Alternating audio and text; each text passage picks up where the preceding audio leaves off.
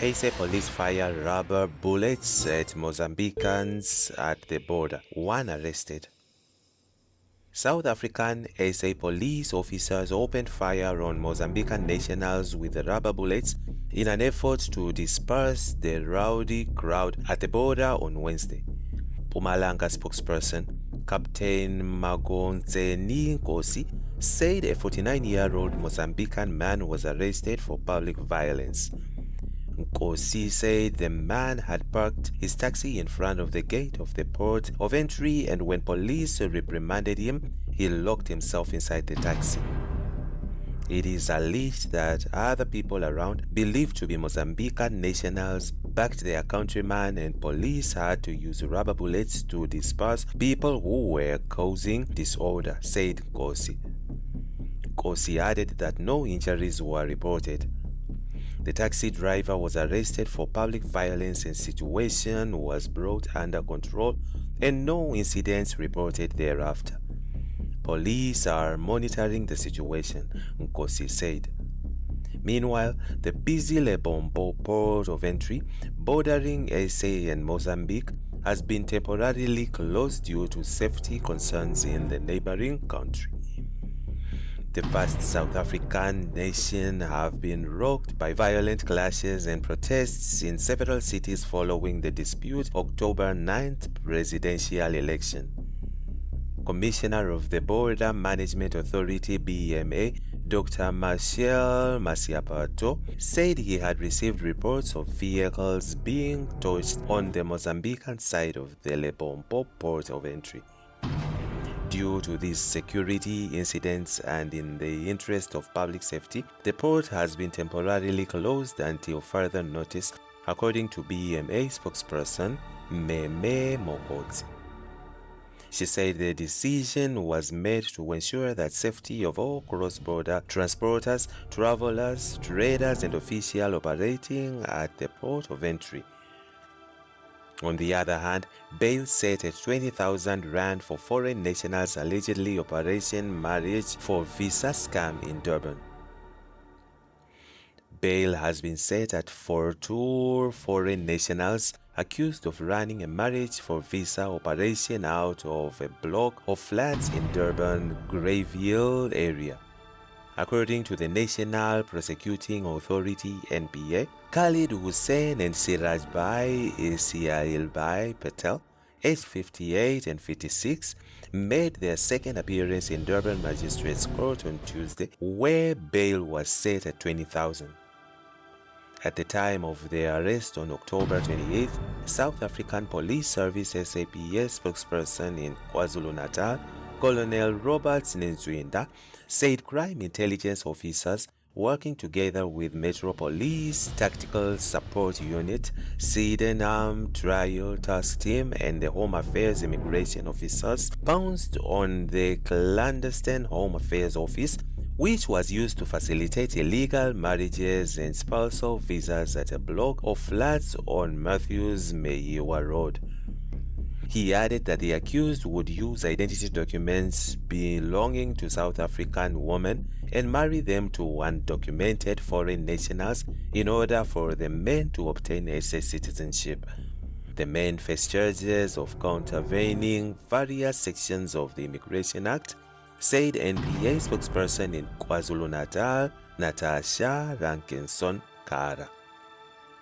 She explained that the charges pertain to the two men allegedly unlawfully producing documentations supporting to be documents issued by the National Department of Home Affairs and allegedly operating an office providing the services of an immigration practitioner when they were not authorized to do so.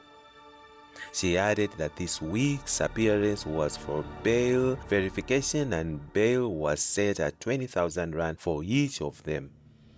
In addition, their bail conditions included that they report to the Durban Central Police Station once a week and that they surrender their passports to the investigating officer. The case was postponed to February 15th for further investigations, Rankinson Kara said. Police said their preliminary investigations have thus far identified a Home Affairs official who has been working in cahoots with the suspects. More arrests cannot be ruled out as investigations unfold, Nswinda added. And lastly, let's close every spaza shop in the townships and start afresh, says Lebohang Maile. As numerous families across South Africa deal with cases of children falling sick of foodborne illnesses and some dying, Gauteng Finance MEC Lebohang Maele has called for drastic action to stop the crisis. In the latest incident, among many, the Star reported this week that residents of Alexandra, north of Johannesburg, are demanding the closure of spaza shops operated by illegal immigrants following the tragic death of 11-year-old Lesedi Molauti. Molauti reportedly died after consuming poisonous snacks purchased from a spaza shop near her home on Saturday evening. Her mother, Maria, and her 4-year-old sister, Fense, who also ingested the same snacks, are currently recovering in hospital. In an interview with broadcaster Newsroom Africa, Maile said the situation was out of control. Whether you call it a state of emergency or disaster, there has to be drastic action because this situation has gone out of control. It's a crisis, said Maile. 2 weeks ago, when we had a press conference, we did indicate about the state of lawlessness in a lot of the townships and that a lot, if not most of these shops are not even registered. They are not adhering to some of the laws of these townships. He conceded that government has a lot of work to do in supporting and regulating the township economies and ensure compliance with laws. Maile and other government officials have visited the numerous grieving families in Gauteng and expressed their condolences and support. On Tuesday, Maile said the state of disaster he was calling for would include closing all the spaza shops in the townships. If I had to do things my way, firstly, I would just close everything and then we start from the beginning so that those shops that are not located in proper areas, which are on pavements, shops that have no licenses, everyone would have to start from the beginning, he said. We now start looking at the whole value chain. Where are these products being sold in the shops being manufactured? Once they are on the shelves, it is a bit too late. There is a whole range of things that would have to happen.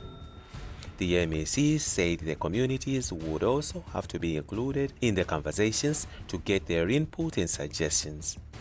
He said if he had his way, all the spaza shops owners would have to reapply for licenses to operate and then strict verifications would be done before new licenses are issued. IOA reported on Monday that the Ndlovu family from the Chabane village in Umzumbe on the KwaZulu-Natal South Coast is also mourning the loss of 3 children who died after experiencing symptoms associated with food poisoning last week. And that's it from Egypt's Crime. Stay tuned to our essay, criminal and correctional updates.